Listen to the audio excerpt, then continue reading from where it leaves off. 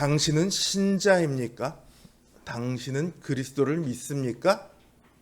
이 질문에 예라고 대답하는 사람이요, 우리나라 인구 센서스 기준으로 960만입니다. 물론 코로나 이전에 만들어졌던 통계기는 하고요. 어쨌든 인구의 약 20%가량이 기독교인입니다. 그런데 나라가 왜 이럴까요? 인구의 20% 넘는 사람이 기독교인이고 신자면 적어도 이 나라의 20%에서는 그리스도의 향기가 나야 할 텐데 별로 그렇지 않나 보이죠. 이 나라의 20%가 그리스도의 영향 아래 있다, 이렇게 말하기 힘든 그런 현실이죠. 예전보다는 줄어들었지만 아직도 높은 곳에 가면요, 십자가 빨간 불빛이 보입니다. 많이 보입니다. 십자가 불빛은 참 많이 보이는데 이 세상에서 십자가의 향기는 별로 안 납니다.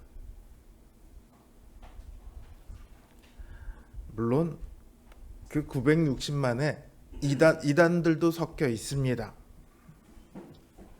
교회를 나가지 않는 가난한 성도라고 하는 사람들도 섞여 있습니다. 그런 사람 다 빼고 기독교인이 500만 밖에 없다고 해보자고, 절반이 없다고 해보자고요. 그래도 인구의 10%죠. 이 나라의 10%가 그리스도의 영향력 아래 있다, 그렇게 보이나요? 세상 사람들은 전혀 그렇게 말하지 않을 겁니다. 그리고 신자들도 글쎄요라고 대답을 할 거예요.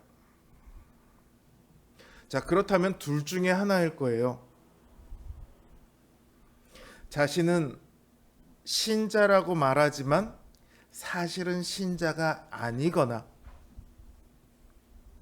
혹은 신자들이 신자의 자리가 아닌 엉뚱한 곳에서 살아가고 있거나, 둘 중에 하나인 거죠. 요즘은 이 말 잘 안 써요. 멘붕이라는 단어 잘 안 쓰죠. 멘탈 붕괴라는 말의 줄임말인데, 이거를 가장 잘 표현하는 말이 나는 누구, 여긴 어디, 뭐 이런 말이 있었어요. 자신이 누구인가, 어디에 서 있는가를 모르면 제정신이 아니라는 말이에요. 멘탈이 나갔다는 얘기는 제정신이 아니라는 얘기죠. 신자가 자신이 누구인지, 어디에 서 있어야 하는지를 잊는다면, 자신이 신자인 것을 잊거나 자신이 서야 할 신자의 자리가 아닌 엉뚱한 데 서 있다면 신자로서 제정신이 아니라는 말이에요. 오늘 우리는 어디에 서 있습니까? 여러분들은 신자의 자리에 서 계십니까?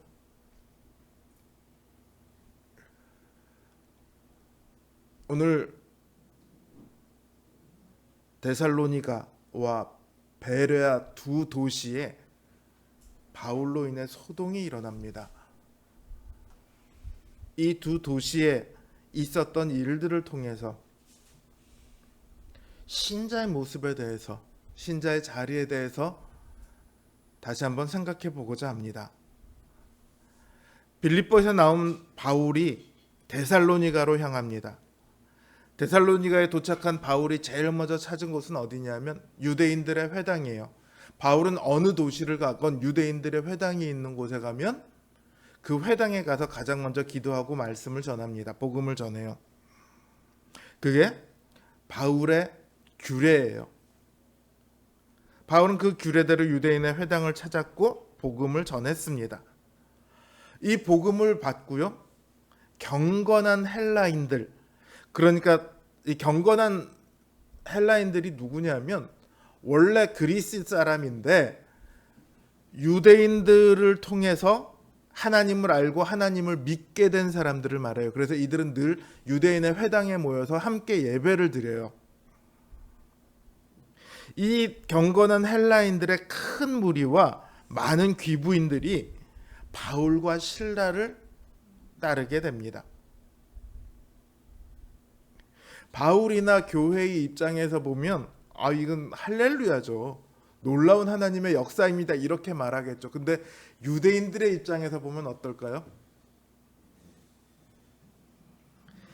그 헬라인들을 회당으로 모아놓은 것들은 자기들인데 갑자기 나타난 바울이 그 헬라인들을 쏙 가로채 갑니다.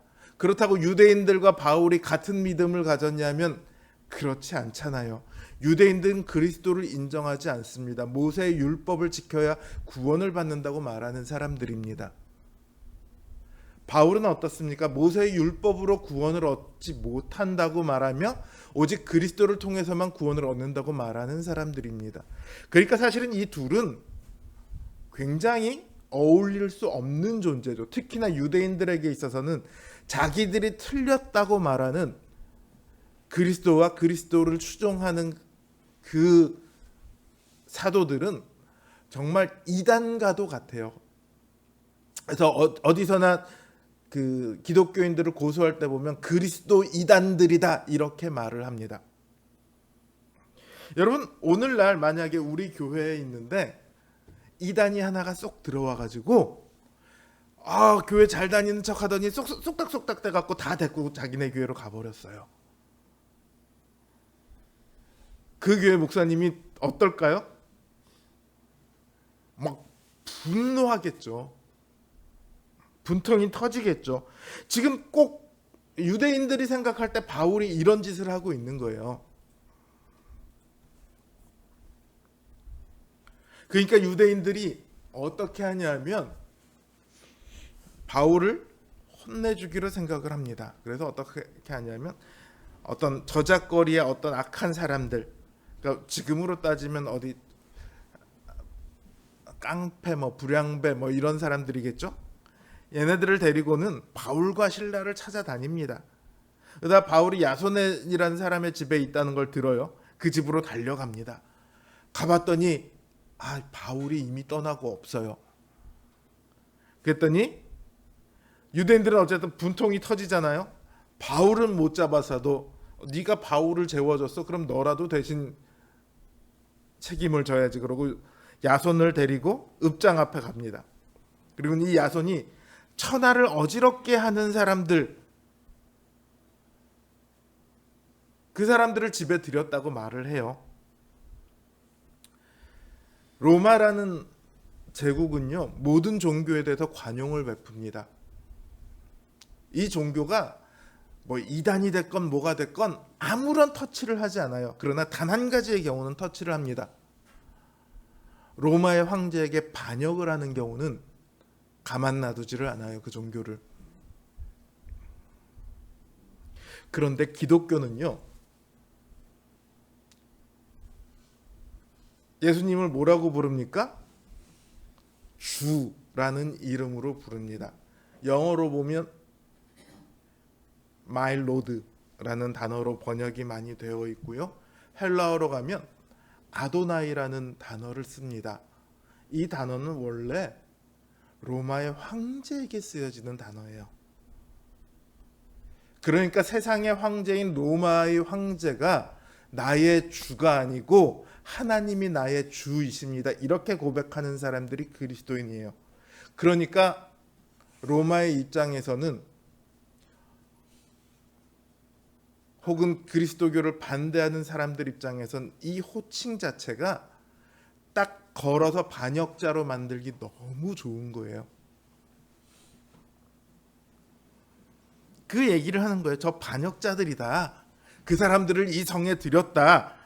그러면 그 책임이 누구에게도 갑니까?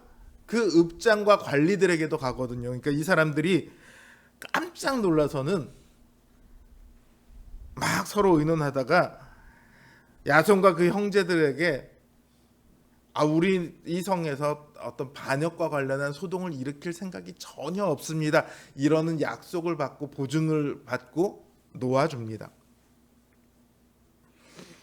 그러니까 바울과 실라는 더 이상 데살로니가에 있을 수 없죠. 그래서 데살로니가를 떠나갑니다. 어디로 가냐면 베레아라는 곳으로 향해요. 베레아로 도착했더니 그곳에도 유대인의 회당이 있습니다. 바울은 매번 그렇듯이 또 이곳에서 복음을 전해요. 그리고 데살로니가에서처럼 많은 사람이 바울의 복음을 믿습니다. 유대인뿐만 아니라 헬라의 귀부인과 남자들도 많이 믿습니다. 여기서 끝나면 좋을 텐데 이 소식이 옆에 데살로니가에도 전해집니다. 바울에 대해서 이를 갈고 있던 데살로니가 유대인들이 베레아를 찾아와서 또 이곳에서 똑같은 짓을 합니다. 그들 때문에 바울은 또다시 베레아를 떠나게 되죠. 근데 이 베레아 사람들이 기본적으로 데살로니가 사람들과는 달랐어요. 오늘 11절 말씀에도 보면 베레아에 있는 사람들은 데살로니가에 있는 사람들보다 더 너그러워서 간절한 마음으로 말씀을 받고 이것이 그러한가하여 날마다 성경을 상고함으로 이렇게 표현하고 있습니다. 이거 많이 들어본 설교예요. 제가 신학교 다닐 때 한 학기에 한두 번씩은 이 설교를 채플 시간에 들었던 것 같아요. 여러분들도 이 베레아 사람들처럼 더 온유하고 너그러워서 간절한 마음으로 말씀을 받고 날마다 그런가 하여 성경을 상고해야 합니다. 묵상해야 합니다.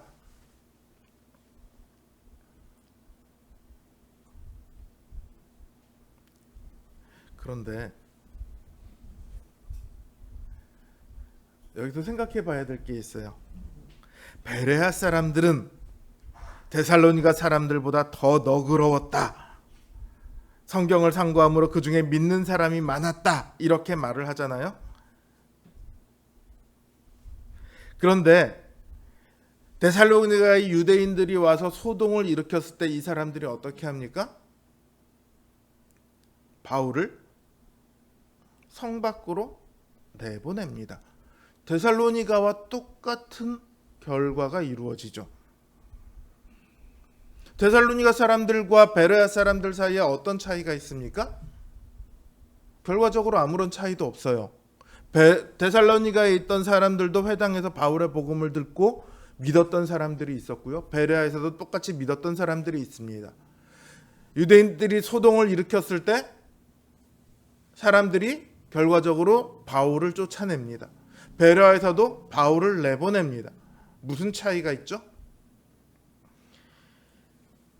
베레아 사람들과 데살로니가 사람들 사이에는 아무런 차이가 없어요. 그럼 이 말씀은 뭐가 다르다는 거죠? 데살로니가 사람들과 베레아 사람들 사이에는 차이가 없어요. 그러나 단 한 가지 차이가 있어요. 단 한 가지 부류는 차이가 있습니다. 어떤 부류가 차이가 있죠? 유대인들. 베레아에서 소동을 일으킨 사람들은 베레아에 있는 유대인들이 아니에요. 데살로니가에서 온 유대인들이죠. 여기 이 베레아에 있는 사람들 할 때 이 사람들은요, 정확하게 말하면 베레아에 있는 유대인들은 이거예요.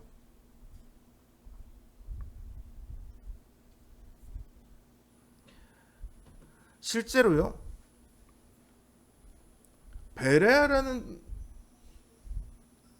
제가 참 설교를 많이 들었을 때도 베레아 사람들은 좋은 사람들이었나 보다 했는데 의외로 성경에서 이후에 베레아라는 지명이 베레아에 있는 교회 얘기가 전혀 안 나옵니다. 딱 한 번 사도행전 20장에 바울을 따라서 아시아로 가는 그 소바더라는 사람이 베레아 사람이다. 이거 딱 한 번 나와요. 거기에 비해서 데살로니가는 어떻습니까? 성경이 있잖아요. 데살로니가 전서 후서가 있잖아요. 바울이 데살로니가에 편지를 쓸 때 데살로니가 교회를 뭐라고 평가하냐면 너희가 마게도니아와 아가야와 모든 믿는 자의 본이 되었다고 말을 합니다. 바울이 데살로니가에 겨우 3주 있었어요. 그런데 데살로니가 교회는 그 지역 모두의 본이 되었습니다. 그러니까 베레아 사람들이 데살로니가 사람들보다 더 낫다, 이게 아니에요. 다만 그곳에 있는 유대인들의 차이를 말하고 있는 거죠. 베레아의 유대인들은 데살로니가에 있는 유대인들과는 달라서 바울이 말할 때 너희 이 나쁜 놈 자식, 감히 우리 회당에 와서 그리스도 이단을 전해갖고 우리가 힘들게 모아놓은 헬라의 귀부인들을 다 뺏어가? 이렇게 일을 가는 게 아니라 정말로 저 말씀이 오라? 진짜야? 내가 여태까지 믿어온 게 있는데 그 말씀들이 바울이 말하는 저 뜻이었어? 그러고 성경을 찾아보기 시작하는 거예요. 정말로 이 성경의 말씀이 바울의 말과 같이 그러한가? 그게 바로 날마다 성경을 상고함으로, 이것이 그러한가요? 날마다 성경을 상고하였다는 말이 바로 그거예요. 베레아의 유대인들이 데살로니가 유대인들과는 확연하게 다릅니다. 우리는 이들의 모습에서 신자가 어떻게 서야 하는가를 생각하게 돼요. 이들의 차이가 어디서 나오는가? 바울이 전하는 게 뭐죠? 부활의 복음입니다. 3절에 보면 뜻을 풀어 그리스도가 해를 받고 죽은 자 가운데서 다시 살아나야 할 것을 증명하고 이르되 내가 너희에게 이르는 이 예수가 곧 그리스도라. 예수가 그리스도요 부활하셨다는 복음을 바울은 전합니다. 성경에 보면 죽었던 사람의 이야기가 꽤 많습니다.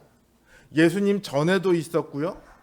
엘리사 때도 죽었다 살아난 사람들의 이야기가 있죠. 예수님 후에도 또 죽었다 살아난 사람의 이야기가 있습니다. 그러나 오직 예수님의 부활만이 복음이 됩니다. 왜냐하면 다른 사람들의 부활은 부활 그 자체로 끝이 납니다. 부활했어, 다시 살아났어, 그래서 잘 살았대, 이걸로 끝이 나요. 그러나 예수님의 부활은 다시 살아났다 해서 끝나지 않아요. 부활하신 예수님이 그 다음에 어떻게 하십니까? 하늘로 올라가시죠. 승천하셨어요. 그리고 이 승천은 하늘로 올라가시면 뭐로 연결이 됩니까? 올라가심을 본 그것 그대로 다시 오시리라. 천사들이 그렇게 말을 하죠. 다시 오실 재림과 연결이 됩니다. 부활의 믿음은요, 예수님께서 하나님의 아들로서 다시 재림하셔서 심판하실 것이라는 그 종말의 믿음으로 이어집니다. 부활하신 주님께서 승천하셔서 하나님 우편에 앉아 계시다가 다시 오셔서 심판하실 것이다. 이것이 바로 우리의 사도신경의 핵심 아닙니까? 그때에 믿는 자는 생명의 부활을 얻게 될 거다. 이게 바로 기독교 믿음의 핵심인 부활의 복음이에요. 이 부활의 믿음 앞에서 사람들이 보이는 모습이 그들이 지금 어디 서 있는가를 말해줍니다. 어떤 교회에서는요, 목사님이 죄에 대해서 얘기하면, 회개에 대해서 얘기하면, 부활에 대해서 얘기하면, 심판에 대해서 천국에 대해서 얘기하면, 목사님 그거 우리도 잘 알아요. 어떻게 하면 이 땅에서 우리가 복 받는지 그 비결을 좀 말씀해 주세요. 장로님, 권사님들이 찾아와서 이렇게 이야기를 한대요. 부활의 복음을 전해 들었는데 그 부활의 복음을 듣고 싶어 하지 않는 거죠.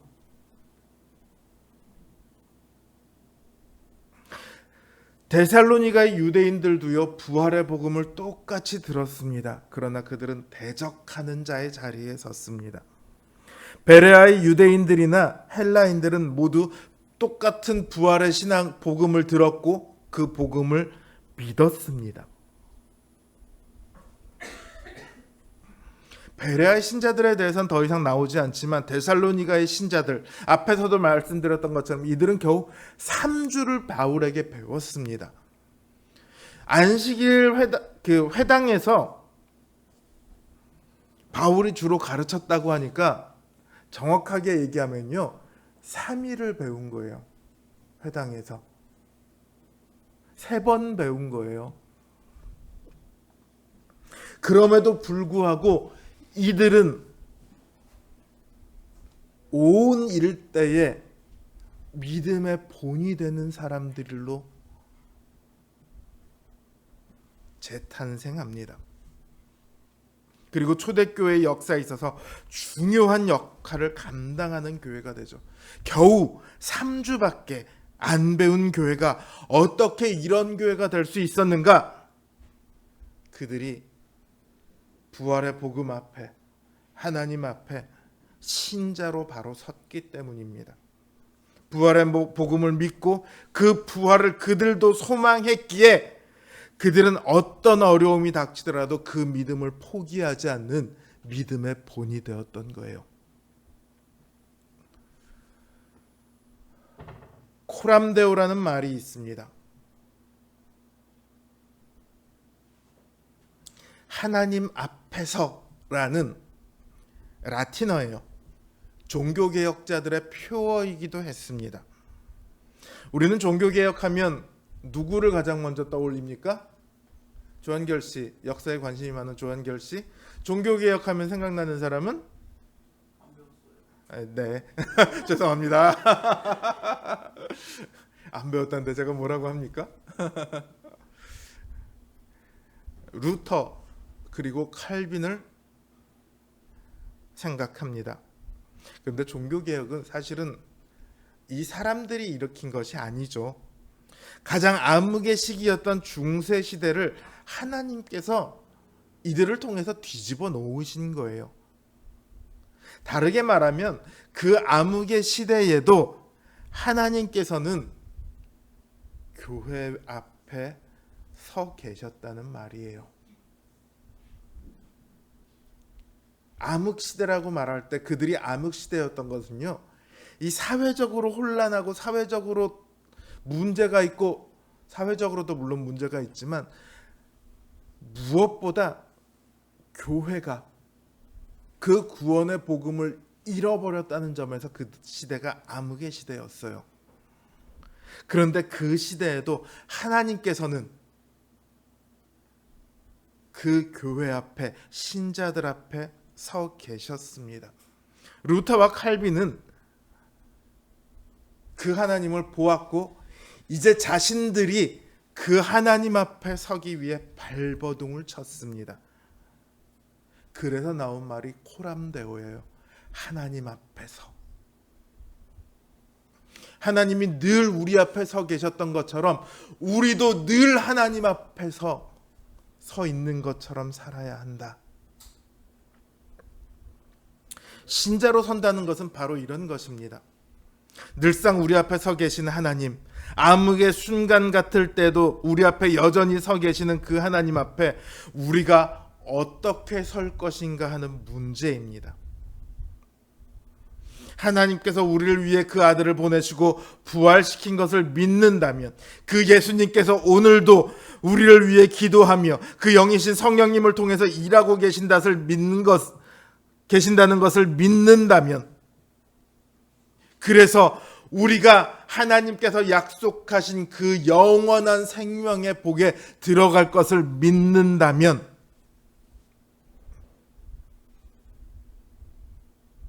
한마디로 말해 신자라면 하나님 앞에 신자로 서야 합니다. 누구나 하나님 앞에 서기는 해요. 누군가는 신자로 서고요, 누군가는 데살로니가의 유대인들처럼 대적자로 섭니다.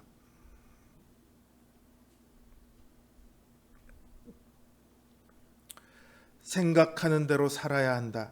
그렇지 않으면 사는 대로 생각하게 될 것이다 라는 말이 있습니다.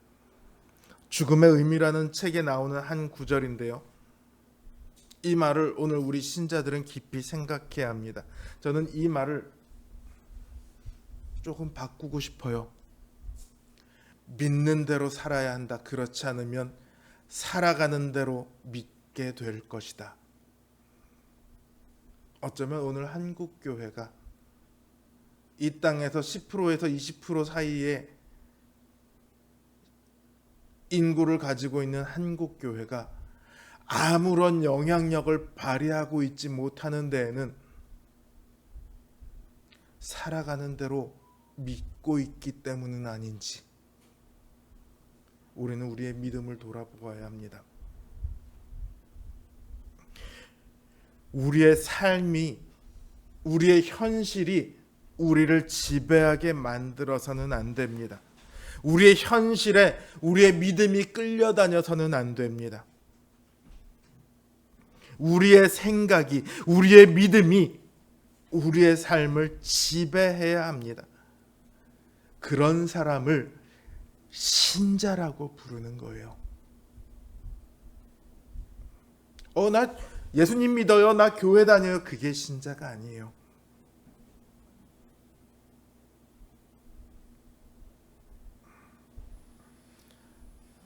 강한 자가 살아남는 게 아니라 살아남는 자가 강한 거다. 이런 말이 있어요. 한때 유행했죠. 그런데 하나님 앞에 승리하는 사람은요, 어떻게 해서든 살아남는 사람이 아니에요. 스데반은, 바울은, 모든 사도들은요, 하나님 앞에 승리하기 위해 오히려 살아남는 대신 죽음을 택했습니다. 우리가 히브리서를 매주 하고 있는데 히브리서의 성도들에게 성경이 하는 말은 그거예요. 차라리 죽음을 택하라. 두려워하지 말라. 그러면 너희가 승리하고 영원한 복에 들어가게 될 것이다. 신자의 궁극적인 목적은요, 어떻게 해서든지 살아남는 데 있지 않습니다. 어떤 대가를 지불하더라도 믿음을 끝까지 지켰는데, 끝까지 신자로 서는데 그 목적이 있습니다. 치러야 할 그 대가가 모든 재산이든 사랑하는 사람이든 자신의 생명이라 할지라도요. 그게 하나님이 우리 신자들에게 원하시는 거예요. 오늘날 교회를 향한 세상의 눈초리는 매우 사납습니다. 교회가 세상에 끌려다녀서 그렇습니다. 그걸 교회가 타락했다고 표현을 해요. 교회가 무슨 죄를 짓고 뭘 하고 그래서 그게 교회가 타락하는 게 아니고요. 교회가 세상에 끌려다니면 교회 안에 세상의 가치가 중심에 서면 교회가 타락한 겁니다. 어떤 교회는 우리가 교회를 건축합시다. 교회를 건축했어요. 건축을 하고 보니 대출을 많이 껴서 건축을 했죠. 그 대출 빚을 갚아야 안 그러면 교회 건물이 날아가잖아요. 그러니까 선교 헌금 보내던 거를 다 끊습니다. 목사님 사례비를 줄입니다.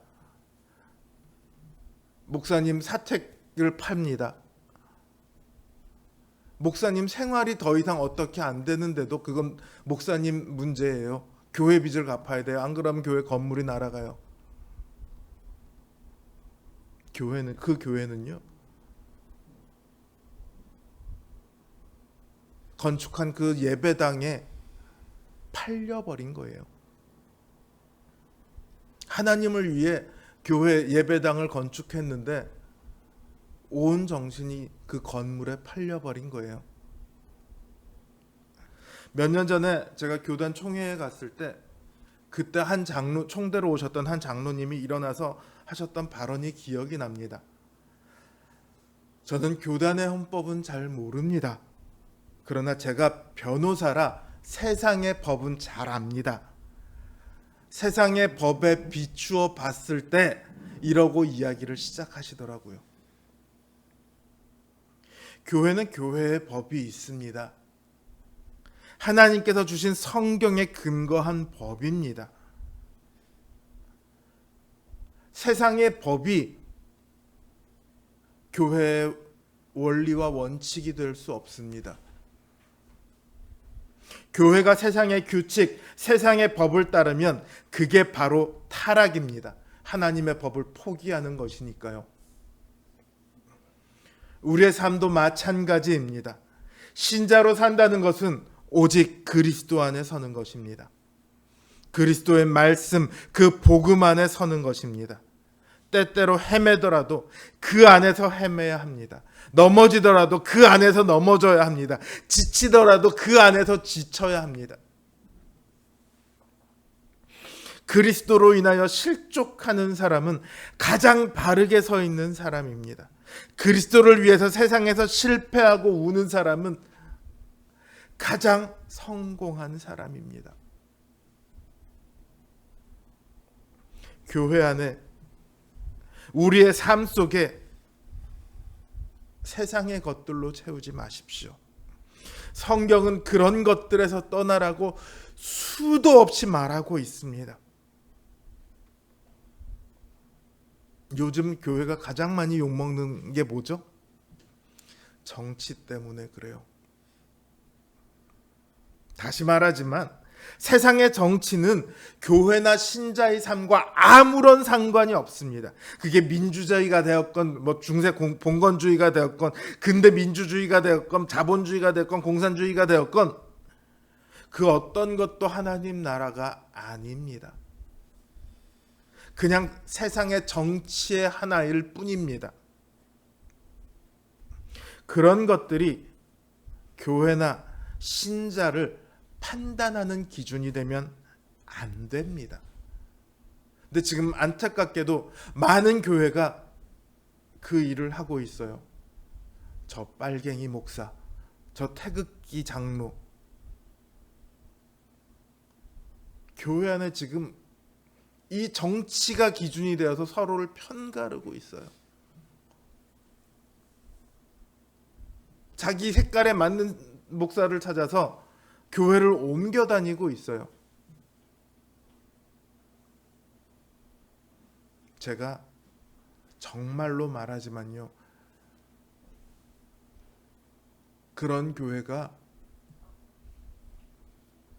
내 마음에는 들지 몰라도 하나님의 복음에서는 이미 떠나 있는 겁니다. 사랑하는 성도 여러분, 주님께서는 우리를 위해 십자가에 죽으셨습니다. 우리를 위해 부활하셨습니다. 우리를 위해 승천하셨고 우리를 위해 다시 오실 것입니다. 신자는 오직 이 복음 앞에 서야 합니다. 다른 것들은요 다 부차적입니다. 자신이 이 땅에서 진보를 좋아할 수도 있고 보수를 좋아할 수도 있어요. 자신이 이 땅에서 한화 팬일 수도 있고 롯데 팬일 수도 있어요. 축구를 난 좋아할 수도 있고 야구를 좋아할 수도 있어요. 그게 무슨 상관이 있냐고요. 주님께서 우리를 위하여 죽으신 것과 그게 무슨 상관이 있냐고요. 오직 신자는 복음 앞에 서야 합니다. 그 복음의 주인이신 주님 앞에 서야 합니다. 늘 우리와 동행하시는 그 하나님 앞에 서서 걸어가야 합니다. 오늘 우리에게 전해진 그 복음, 그 부활의 능력이 우리 성도님의 삶을 가득 채우기를 바라고 또 기원합니다. 그래서 우리 성도님들의 삶 속에 부활의 빛이, 그리스도의 향기가, 하나님의 복음이 넘쳐나서 세상을 물들이게 되기를 주님의 이름으로 기원합니다.